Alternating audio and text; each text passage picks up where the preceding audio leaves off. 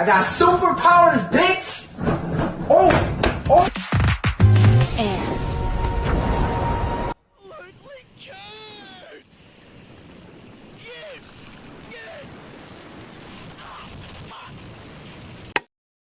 Hey guys, welcome back to my channel. My name is Ali, and today we are going to be talking about The Legend of Korra. While we talk, I'm going to be doing my makeup again. I'm also going to be doing this kind of like Amanda Beebe, however you pronounce it. She does these type of videos where she goes like character by character, and I thought that'd be such a great way to do that. So I'm going to go character by character and then season by season, talking about like my favorite season personally and stuff like that. So yeah, today I'm going to try, keyword try, to do a Avatar inspired makeup look. This is completely from my own head. I have no reference for this, so I should probably look up reference. Let's look up reference for it. Yeah, so I didn't find anything. It was worth a shot. I was like, maybe I have like what I want in my head. I just don't know how I'm really gonna do it. I'm gonna try to fit all 4 elements, probably like 2 on each eye, and then I want to do some like Avatar type thing, or I could just do the Avatar thing that I wanted to do. What is that? Anyway, yeah, or I could just do the Avatar thing that I wanted to do, but I'm not sure exactly. So we're just gonna go. Excuse the like line of brown on there, that's makeup. So we're just gonna go for it and like see what happens. And I never really plan these things out fully, if you could not tell. Okay, so this list I'm getting from the Avatar wiki, and we're just gonna go in alphabetical order. The first person there is Asami. And if you call me a bitch, make sure you put baddest in front of it. Whack ass hoes. So Asami is #1 bad bitch. Honestly, what a great way to start out. She can't forget your chapstick, because I always forget it and my lips look crusty.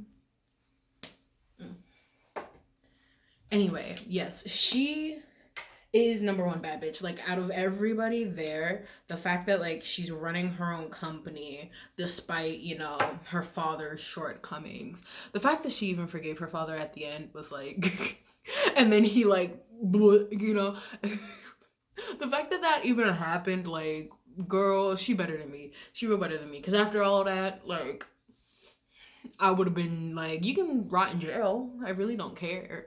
But then he sacrificed himself at the end, so I guess it's okay, or whatever. I don't know. Like I said, she this is primer, right?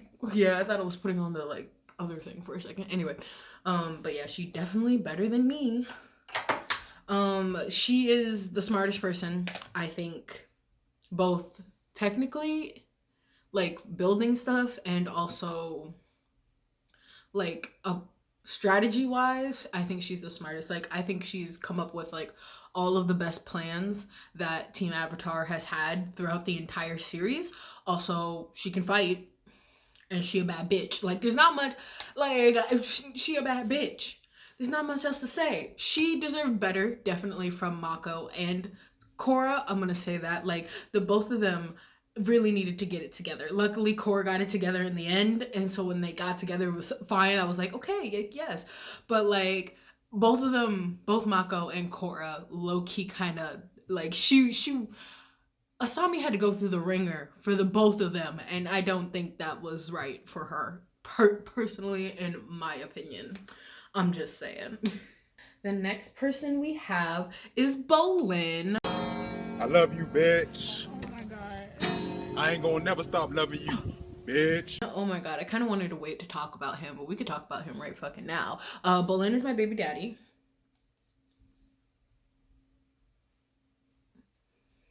I don't know what else to say about that.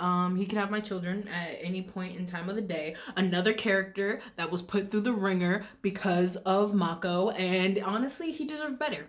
He absolutely 100% deserved better.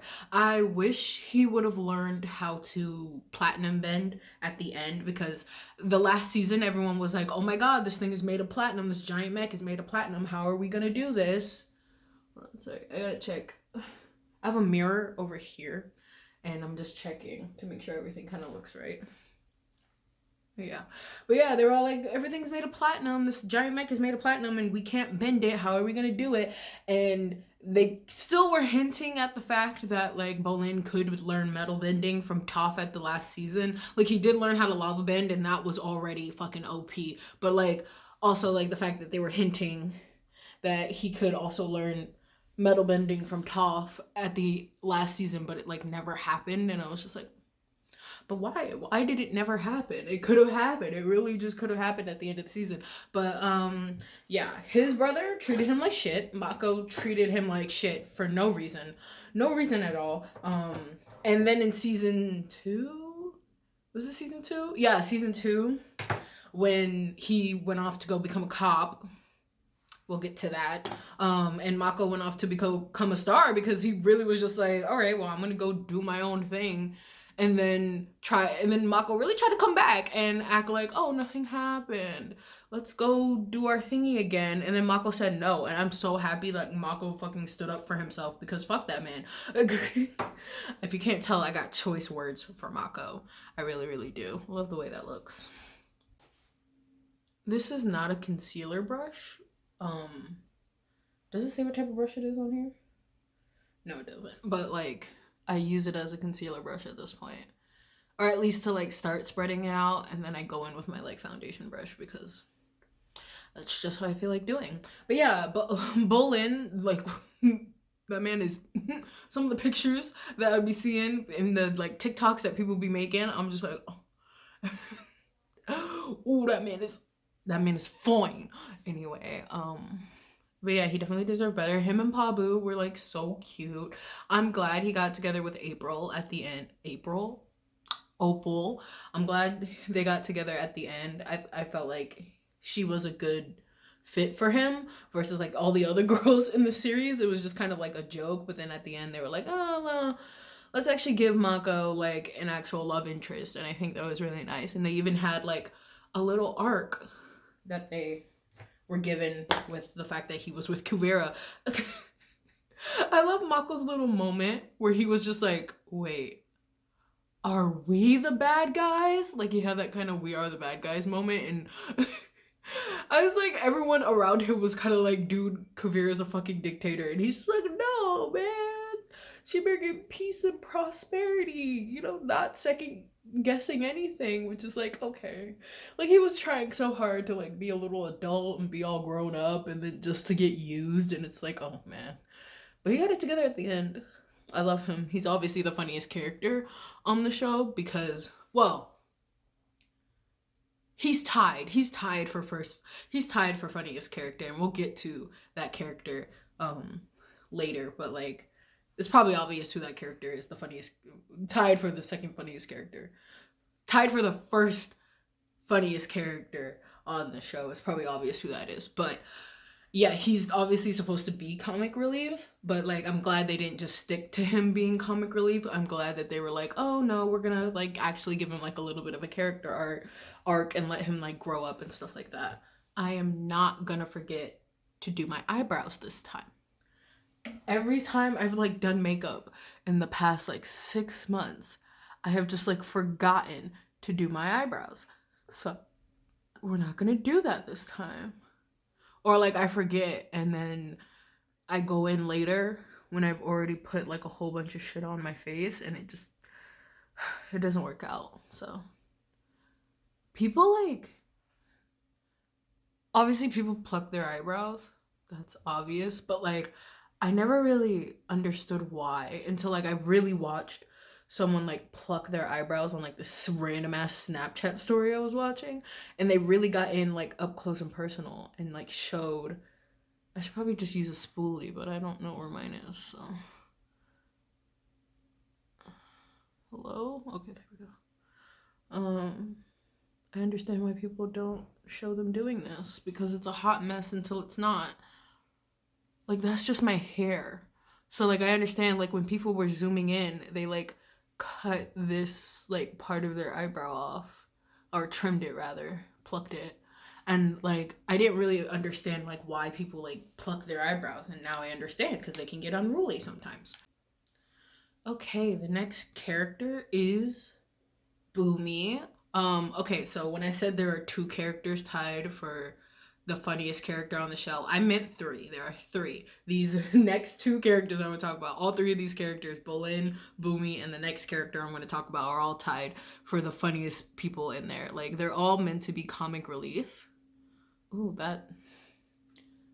Why can I not draw a straight line? Like, that was supposed to be straight. I don't... Oh my god. Okay, whatever. I'm an art student. Don't worry about it. I mean, actually, I'm a game design student, but like, same shit. Anyway, yeah, so Boomy is also really funny. I wish we got to know more about Aang's kids and like their past, because obviously there is something there, like something happened there. Even if it was just like a flashback episode or something, I wish they would have shown like, hey, like, this is them when they were kids and why their like stuff is so fucked up. I mean, they did like explicitly state like, oh, our childhoods weren't the best, which is very interesting because you would think that Aang, having grown up so much within the first Avatar, he would have been a decent father by the time it was time to become a decent father, but they weren't, and he wasn't a decent father, which is very interesting. And it's like, did Katara like offset that, or was he just bad childhoods all around? I don't know. This is way too orange, at least on camera. Is it?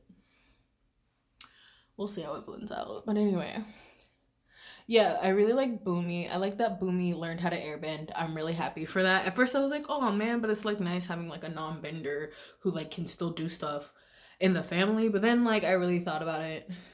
I was like, nah, he deserves to learn how to bend. He really does, because like out of everybody, like he'd be the main one, like boy cried wolf type beat. He'd be on the boy who cried wolf type beat. Yes, that is what I just said. And like no one believes any of his tall tales or his stories or anything. So when he learned how to airbend, I thought that was a very fitting, like, kind of like, oh, people are learning how to airbend now and he's one of them. I thought that was very fitting. Yeah, not much else to say about him. Also love his little Boonju, the little rabbit thingy mabob, the spirit. I thought that was really cute too. She's still a little... I'm just gonna pat that in. Okay, so I have figured out what I want to do. I've been sitting here trying to figure out what I want to do. And next character we're gonna talk about is Varrick. Now, Varrick, like I said, these 3 characters, Bolin, Boomy, and Varrick, all tied for like the funniest character. Especially in the last season, Varrick had me laughing, like dying laughing every time he was on screen. Hold on, I need to find my brush. But yeah, Varrick had me dying laughing every time he was on screen, especially after season 2, when any... Was it season 2 or season 3? Was it season 3? I'm trying to remember. Whenever he tried to like kidnap the president or like whatever, and like every time someone like mentions it afterwards and they're just like, oh, you and your crimes, and he goes, my alleged crimes, I laugh and die like every time. I'm so, him and Julie, like, I'm so happy they got together at the end. I was like, okay, Julie has always been a queen, and especially she got her dues in the last season. Oof. She got what she deserved in the last season, bruh.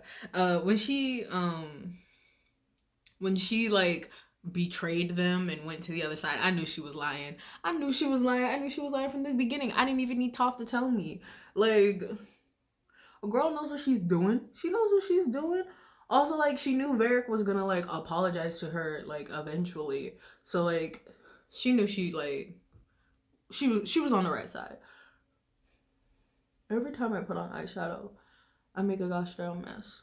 But yeah, I love the fact that like Varrick is like this crazy like genius, and and like he's always working for like the right side, quote unquote. Sometimes he's not. I think, is this what I want to do with my life?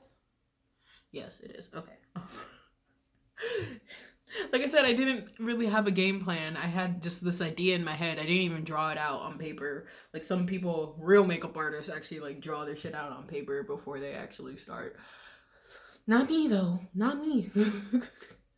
But yeah, Varric, another one of those, like, just kind of, this show would be nowhere without him, just like Asami. And like, I think I don't have to say like he's not an underrated character, because I'm pretty sure like everyone like likes him like as a character. So I think like I don't have to say he's underrated or anything like that. But I really like him. He's really he's one of my favorite characters, especially especially in the last season. Like the last season really like cemented him being like the last my favorite character in the last season, because he had a lot going on for him in the last season.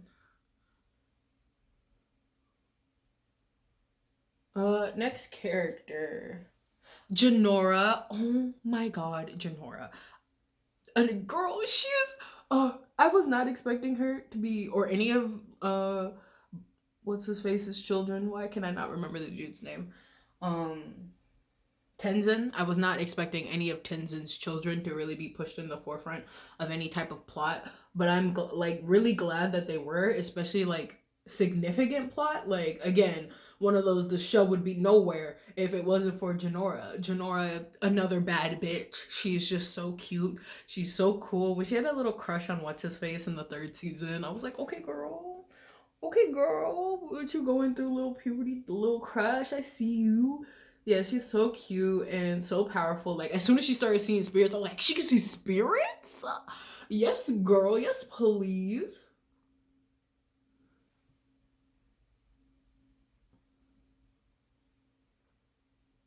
But yeah, I'm really happy that like they decided to push some characters out into the forefront like that, and not just let them just be there again, because they were there for comic relief, especially Milo. But even Milo got his little time to shine. I kind of want this color. Ooh, yeah, I like that color better. Oopsies.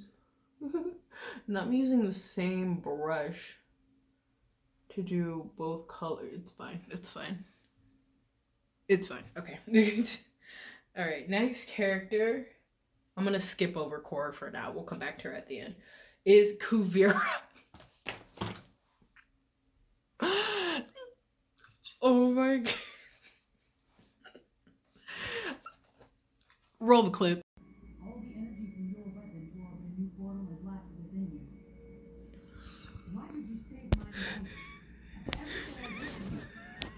life? If I ever need a reminder that I am in fact pansexual, you know, other than this flag being here in my room every day, I just need to watch season 4 of Legend of Korra, honestly. Oh my god. See, oh, Kuvira, as soon as she steps onto the screen, like, obviously she's the antagonist of the last season. That was pretty obvious since, like, day 1. But, like, she could step on me. She could absolutely step on me, and I'd thank her. I'd apologize to her. You know what I mean? Like, her only sin was being straight. And even that, I'm still not, you know, because we got bisexuals in the show, like, so she could have been a little, you know, we just never know, because she was dating that dude. But like,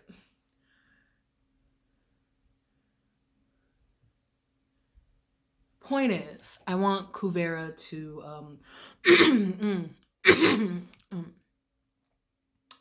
yeah. Anyway,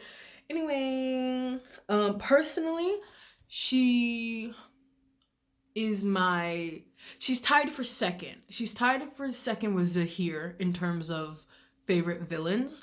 My favorite villain is Vatu, which we'll get to when we talk about him.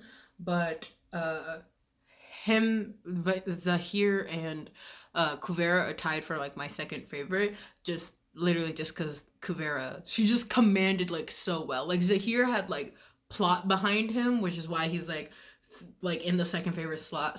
But like Kuvira, even though the plot was weaker than the 3rd season in terms of just what was going on, like Kuvira was like that bitch. Like if you would have given her like Zahir's plot from the 2nd season, 3rd season, like You know how insane that would be? You know how insane it would be if you would have given Kuvera, like, Zahir's plot. Like, that would...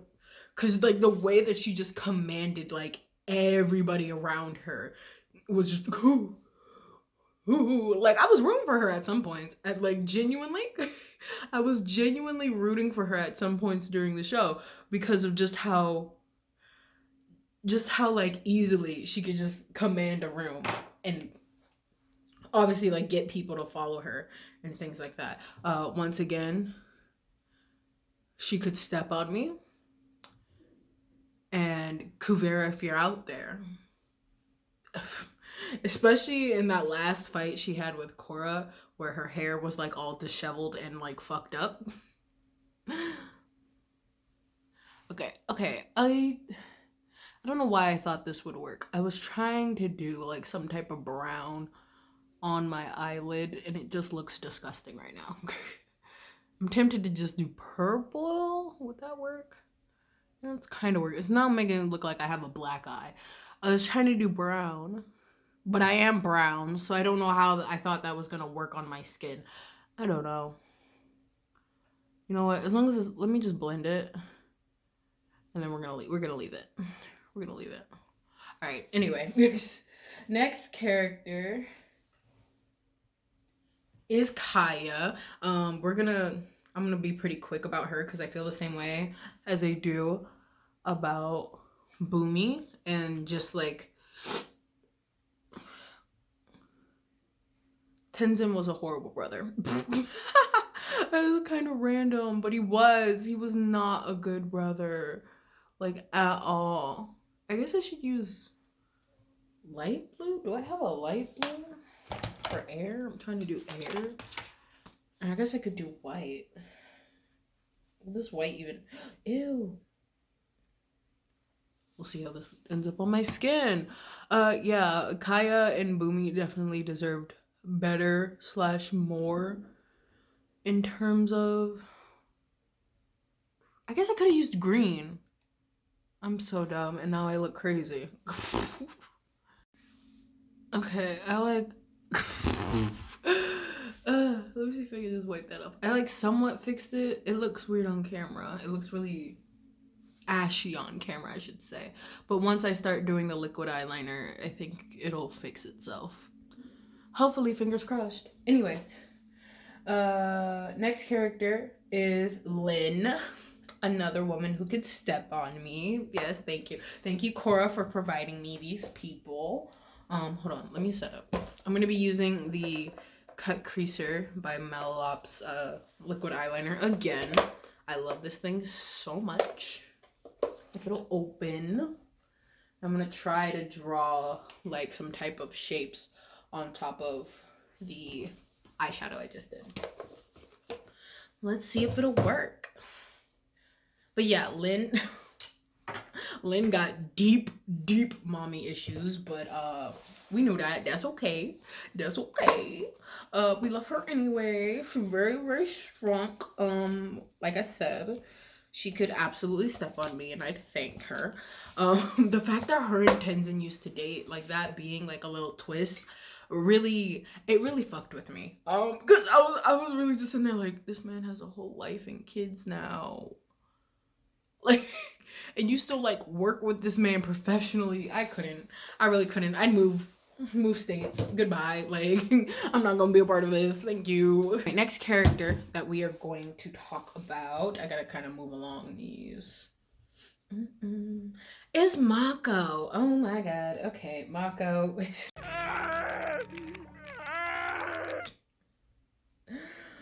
Ooh, Mako. So when this show came out in 2012, I was absolutely obsessed with Mako. I think a lot of teenage girls were. You know, he was that emo, edgy teen boy, like edgy boy that like everybody liked. He was a bad boy. He, you know, was rude. Other things, blah blah blah, you know, typical anime bad boy, and everybody, including me, loved him so much. Now that it's been 8 years, I have realized I don't really like him, like, at all. He kind of lets everybody else down including Korra, and even Korra like has her own issues sometimes with the way that she treats the other characters, but like specifically Mako, the way that he treats other characters, like the fact that he even like, boy, you chose to become a cop, like what am I supposed to do? Like, okay, I have started this and it looks okay. We're just gonna keep going. But yeah, Mako can choke. I like firmly believe, oh, this is so hard to do while talking. I firmly believe that that man can choke. Like, I'm so tired of him. I'm glad he ended up alone at the end. I really thought he was gonna end up alone and with no arm. That would have been great. But he just ended up alone. I will say though, I have a thing for lightning bending, and every time Mako lightning bended,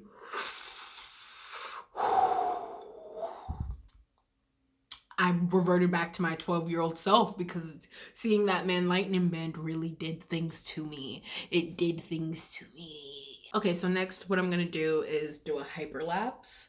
But the next two characters are Naga and Pabu. All of the animals in this show were so cute. Especially the flying bisons. The names that they gave the flying bisons were so cute, like Pepper, and what was it, like Snotty or something, like Juicy. Oh, Juicy was his name. Oh my god, they were so cute. Okay, yeah, we're just gonna do a time lapse of this. I'm sorry.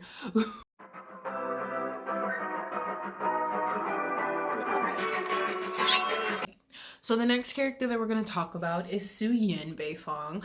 I was so wary of her at first. Like, I really thought she was gonna like be a bad guy or something, because like the whole fact that like she has a whole town that is like closed off, and like everything is made of metal, it just really scared me. Like, I was really scared of her at first. Like, I was uneasy, because she definitely one of those characters like, oh, really nice to your face, and then like, you know, fucking hurt you behind your back or some shit. I don't know. Oh my wait. Okay, there we go. But yeah, I love her family. I think that her family is very interesting. Her son was insane. Like, what was his name? Batar Jr. Batar Jr. Like, I really didn't understand why he got evil. I really didn't. I was really like, you were tired of living in your dad's shadow. Okay, dude, change your name. Like, I really don't understand why, like, that was, like, I don't understand what his issue was. Like, Kuvera's made sense, but, like, his really didn't. I wish I had red, but I don't have red. I only have orange. So we're gonna do the best with what we got. And maybe one day I'll get red liquid eyeliner.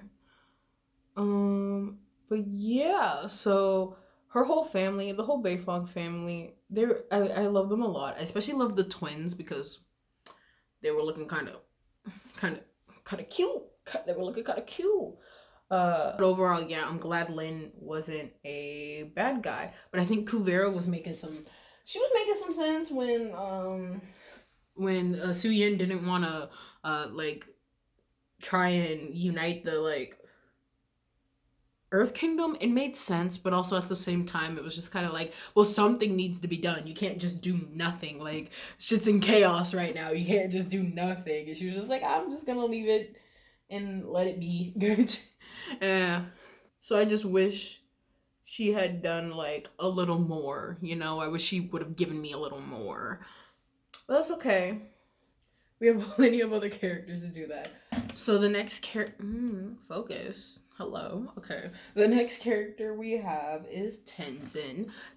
What? You're not my dad! You also hear something! Ugly ass! Tenzin, one of those characters in the beginning that I really didn't like.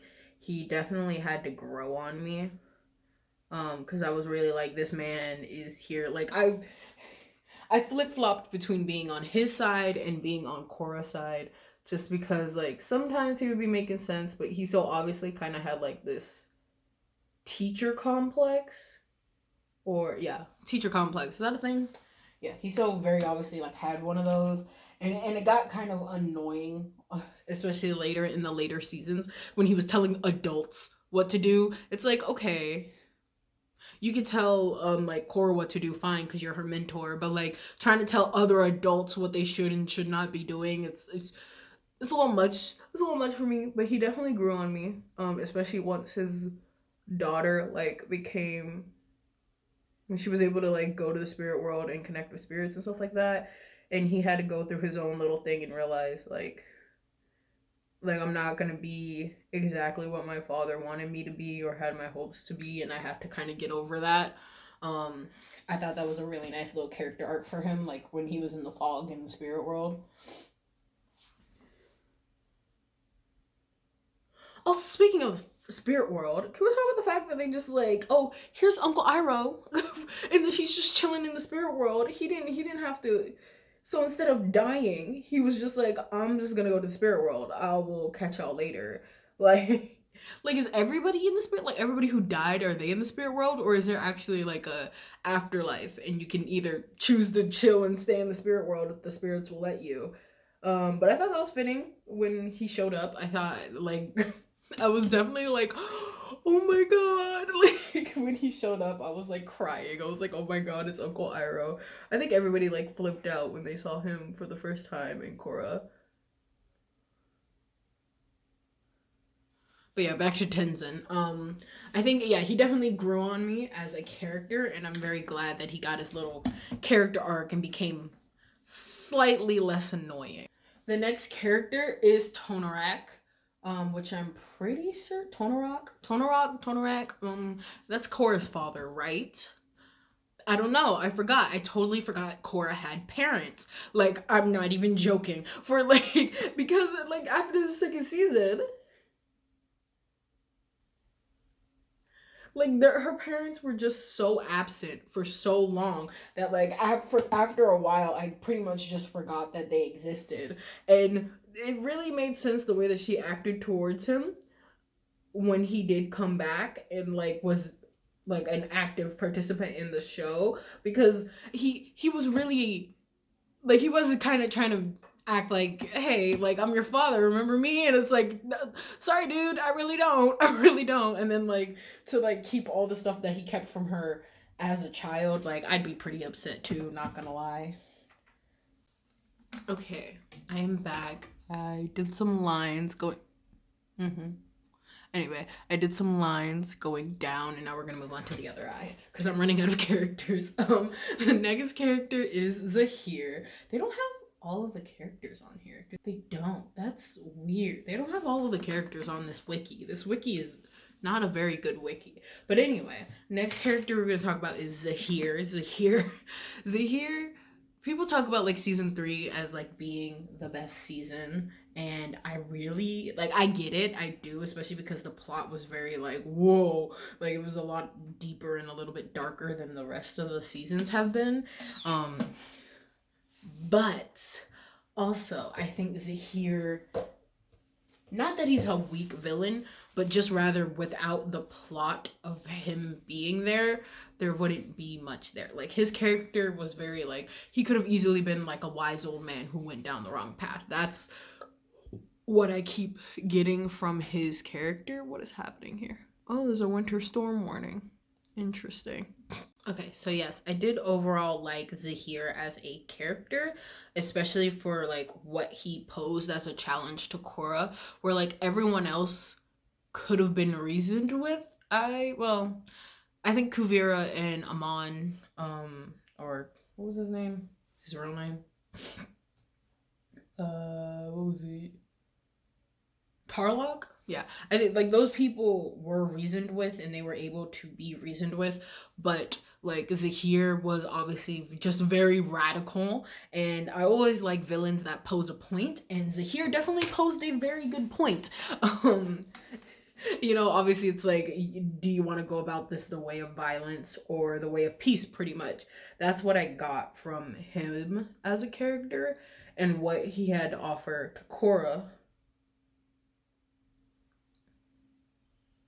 as a character as well, is that he pretty much just offered her an option of like, you are the Avatar, you could technically, if you like, because she believed everything that Zahir believed Korra did. It's just like he went about it the way of like violence and force, Whereas like the real way to go about it is obviously through peace, at least for the Avatar.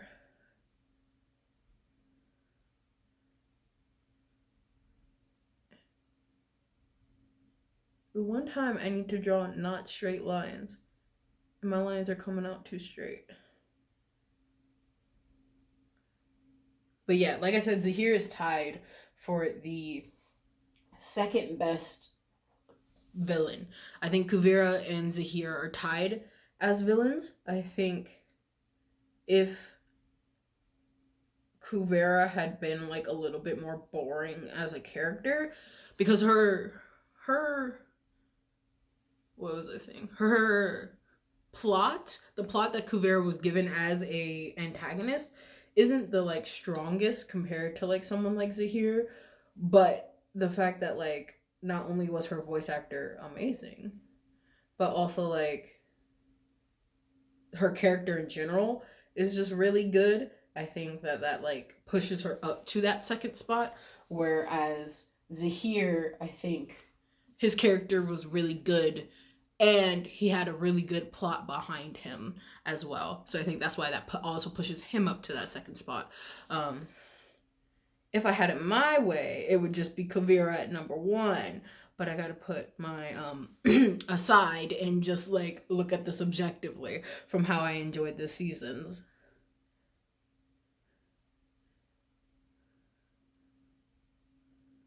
All right.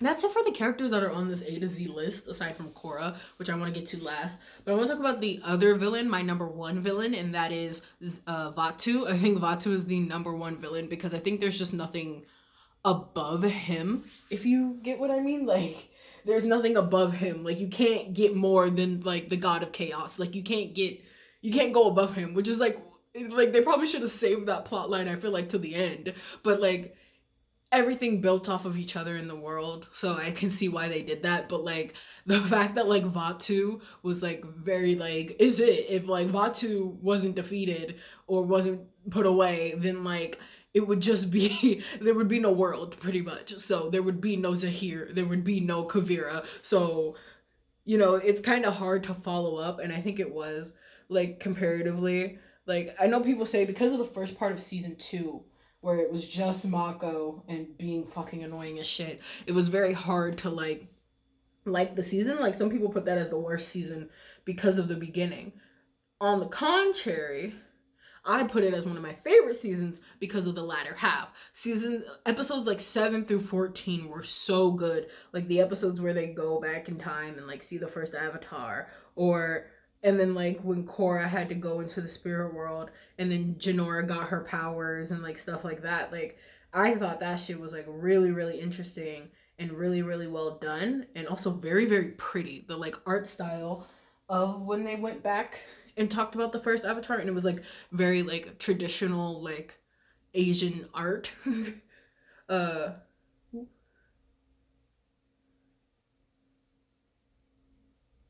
Like even the characters, like I was like really confused for a second. I was like, did they switch animation studios? Like why it look like this?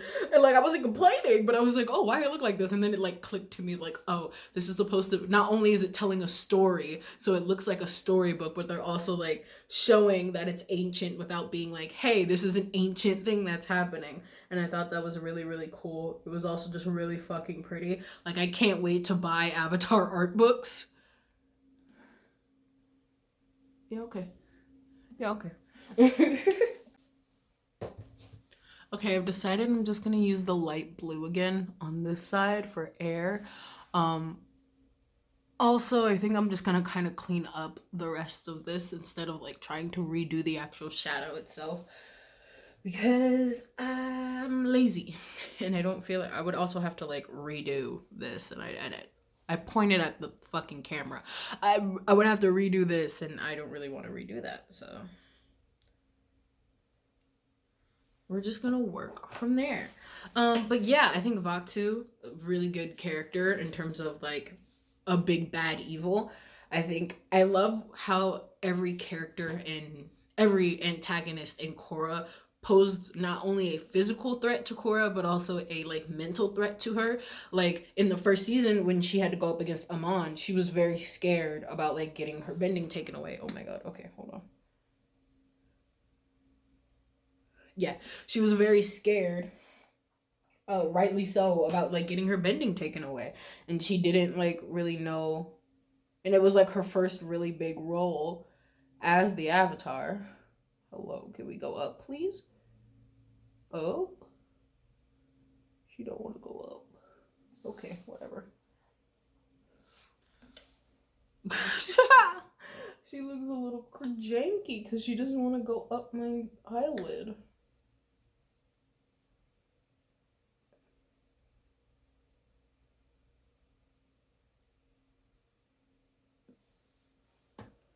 Oh no. Ooh. Give me a second. Okay, I had to wipe that off. That was looking a little weird. But yeah, I guess we can talk about Korra now since I'm talking about her versus the villains. I think that Korra was a really good character, and I think that Nickelodeon can fight me. Like, I'm going to fight Nickelodeon. The reason why they took Korra off the air like halfway through season 3 and shoved her online, they said was because of low ratings. It's usually not because of low ratings, by the way. Cartoons usually get taken off the air because they're not selling well in terms of like characters and toys and stuff like that. So there's no other blame that on the misogyny. But yeah, Korra I think was a very good character. I see people complain about Korra a lot on the internet, and again, all I see is misogyny because her character arc is very similar to Aang's in terms of growing up and in terms of like learning. Like Aang thought he could solve everything without violence, whereas Korra for a long time thought she could solve everything with violence. And so when people are like trying to be all like, oh, she's such a bad avatar, blah blah blah, it's like why do you think that's me thinks it's misogyny? But anyway, oh my gosh, can you okay, I'm trying to draw spirals on my eye and it's not working. It's not working out for me.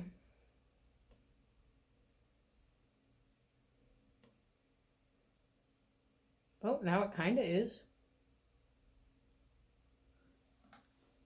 That kind of worked.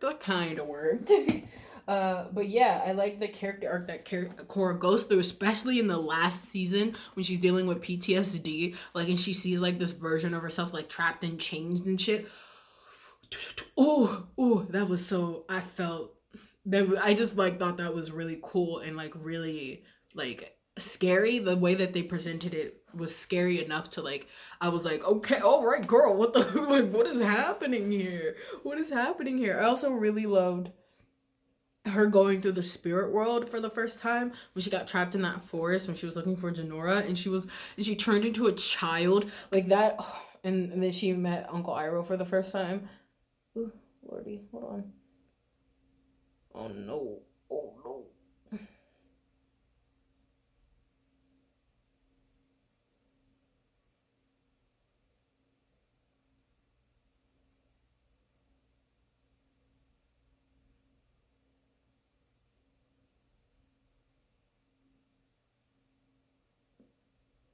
Oh wait, she's getting there. Okay. But yeah, I think that Korra went through some pretty strong like things and also some pretty like deep dark things as, oh my god. she's getting there. Yeah, I think she went through some pretty dark and definitely traumatic things. Even with, especially like beginning of the season, like people will be like, oh, she went through PTSD in the 3rd season. She went through PTSD in the 1st season when she got her bending taken away. Like that shit was scary. Like having the dude come up to you and be like, oh, take your bending away. Like I would have been scared, especially as the Avatar. And she was already struggling with learning how to airbend. Like it was it was crazy. Like, that was scary. Like, I would have said her PTSD started there and nowhere else. It started there and just continued to get worse until like season 3. And then season 4, she kind of had to like deal with it personally. And I really like that. Obviously, I love when Toph showed up and like helped her how to deal with that. But yeah, I think Korra's like a great character as the Avatar. I think the slander that she gets from other people, like, obviously, like, nothing is going to be Avatar The Last Airbender. Nothing is ever gonna feel the way Avatar The Last Airbender made you feel when you were watching it for the first time as a kid or otherwise. Like, nothing is gonna change that. However, like, saying that Legend of Korra is trash just because it's not as good as the Avatar Avatar The Last Airbender is, like, I think a little weird and also wrong. Like, I think that Avatar The Last Airbender is always going to be like top tier for like a lot of people because it's like childhood and it means a lot of things to a lot of people, including myself. But I think that The Legend of Korra is like a really good show. Like, a solid, like, if we give Avatar Last Airbender a 10 out of 10, I said we would give Korra like an 8 out of 10. Like, it was really well done. And I think people just like don't want to like it. I feel like a lot of people just don't want to like it because it's not Avatar The Last Airbender, and it's like, it's never gonna be Avatar The Last Airbender. They weren't trying to make a new Avatar The Last Airbender. They were trying to make The Legend of Korra, and I think they did a really good job, and I think Korra is a really good character. And y'all need to stop this slander. It's starting to sound a little misogynistic, or maybe even a little homophobic. If I would just, you know, I'm just saying. Okay, I'm gonna go off camera and try to fix this and make it look a little bit more presentable, and I'll come back with what I'm gonna do for here.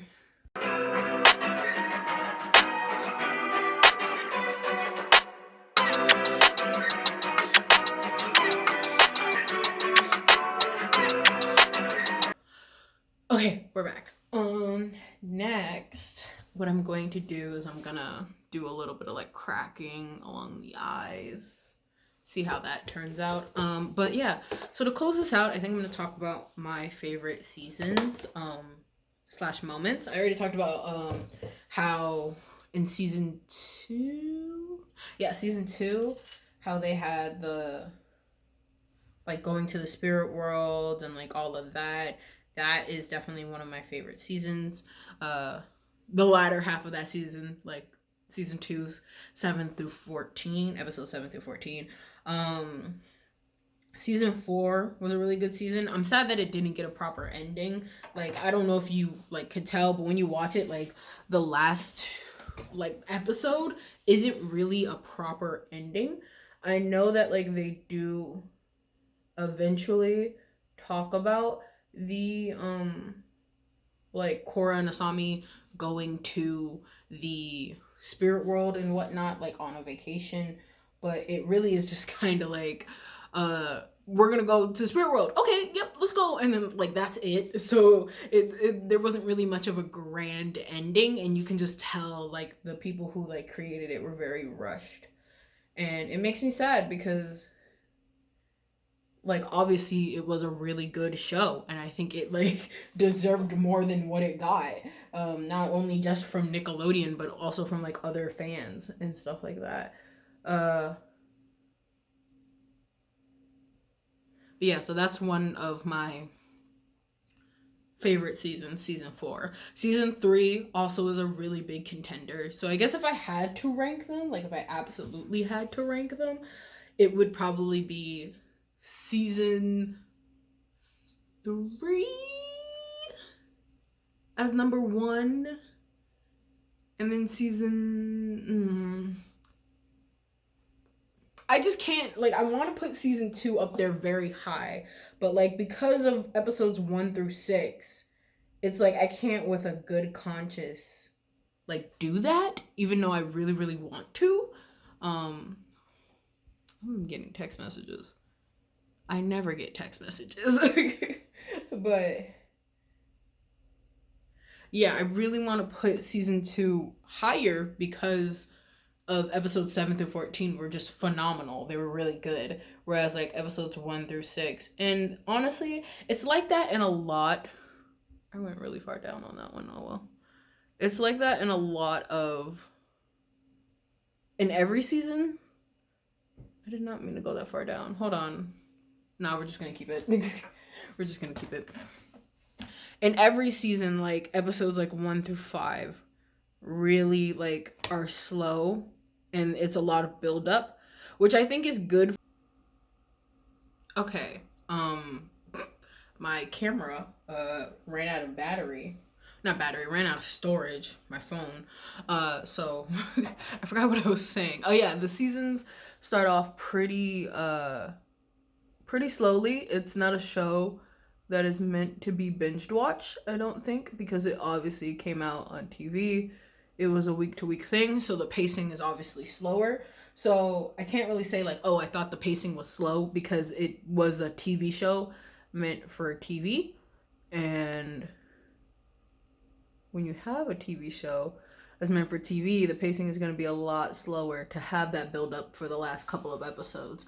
So if I had to pick a complaint, it would be that, but that's literally just because I binge watched it. But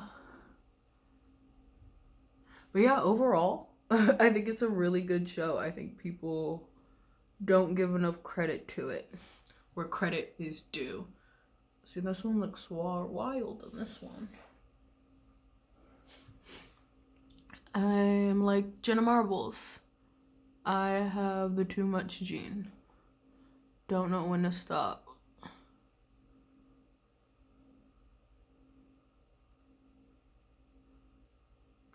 Hello? Here we go.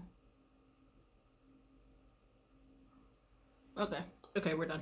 We're stopping. Okay.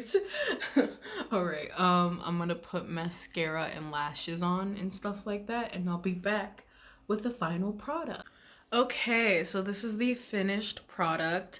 I hope everything is recording properly, because I cannot see out of these. I've had these contacts since a little after Halloween. I had bought them originally for Halloween, and they didn't come in until afterwards, because I only got them like a week before Halloween, and they were shipping overseas, so they didn't come in time. So I've been sitting here having them for like months now, and I thought I might as well use it for this. Thank you for joining me on this journey. If you liked this video, give it a like, and comment if you watched The Legend of Korra, who is your favorite character, and why is it Bolin?